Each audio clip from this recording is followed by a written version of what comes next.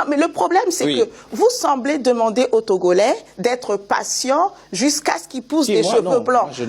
Non, ce que je veux dire, si vous avez... Laissez-moi finir, s'il vous plaît. À un moment, ne vous étonnez pas que les gens perdent patience.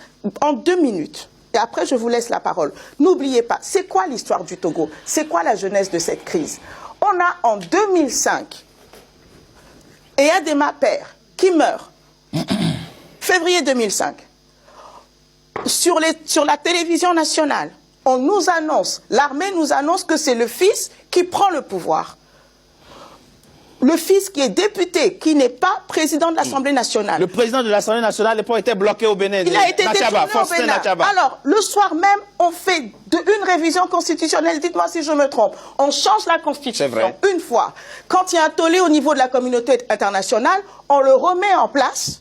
On remet les articles changés en place et on dit, écoutez, on organise des élections. On organise des élections, il y a plusieurs centaines de morts. Selon l'ONU, 500. Selon les organisations locales, nous savons qu'il y avait au moins plus de 1000 morts ce jour-là. Faure Gnassingbé ne pourra pas rayer de l'histoire qu'il est venu au pouvoir sur le cadavre de minimum 500 Togolais. 2006, devant la télé, devant la presse, il annonce qu'il est garant de la mise en accord, de la mise en application, après je vous laisse la parole jusqu'à la fin de l'émission, de l'APG.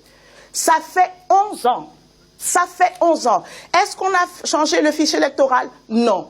Est-ce qu'on a limité les mandats? Non. Qu'est-ce que disait l'APG sur la réforme constitutionnelle? Elle disait que ce qui a été, je le fais simplement, tordu, soit remis à la place. Qu'il y ait des réformes dans l'accord avec un respect de l'esprit de la Constitution d'octobre 92. Est-ce que je me trompe? Non. Est-ce que ça n'a pas été fait? Et au bout de 11 ans, alors que le peuple n'en peut plus, vous nous dites que maintenant, il faut qu'on fasse en 2015, 2017, pardon, ce qui nous a été promis depuis 2006, 2 mandats après, et qu'on aille à l'Assemblée, et qu'on vote des réformes, et qu'on fasse un référendum, et qu'on dise maintenant il y a 2 mandats, et que le président Faure Gnassingbé peut se représenter pour 2 mandats, mais...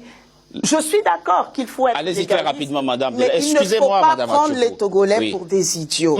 Et des fois, lorsque les gens nous regardent, ils ont l'impression qu'on les prend pour des idiots. Pour vous, certes, ils ne sont pas constitutionnels. Comment on en sort? Et je tiens à préciser. Vous aurez tout à l'heure votre mot de la fin. Vous aurez tout à l'heure votre mot de la fin. Pour ajouter, apporter de l'eau au moulin de madame. Oui. Le crime qui a été le crime qui a été commis en 2005. C'est grave. Contre la Constitution est un crime imprescriptible. D'accord. Dit cette même Constitution. Ça veut dire qu'ils peuvent rétablir les textes, mais le crime reste écrit dans le Togo. Comment on sort de l'impasse? Vous savez, dans un pays normal, avec un conseil constitutionnel normal, je tiens à ce que vos téléspectateurs le sachent, les révisions portées n'auraient jamais été validées. Voilà. Parce qu'elle ne respecte pas l'esprit. Il y a la lettre et il y a l'esprit de la loi. Et deuxièmement, dans un pays normal, avec une justice qui n'est pas inféodée, Faure Gnassingbé n'aurait pas fait plus de quelques mois de présidence, parce qu'il aurait dû répondre devant les... il aurait dû répondre... Vous ne répondez pas à ma question. Je vous explique pourquoi. C'est la réponse à la question. C'est une réponse, monsieur. Je